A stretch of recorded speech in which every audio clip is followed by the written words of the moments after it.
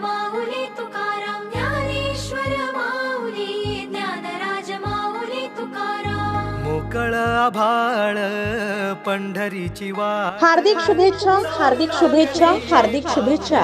अस्मिता विजनच्या सर्व दर्शकांना आणि सर्व सोलापूर शहरवासियांना आषाढी एकादशीच्या हार्दिक हार्दिक शुभेच्छा.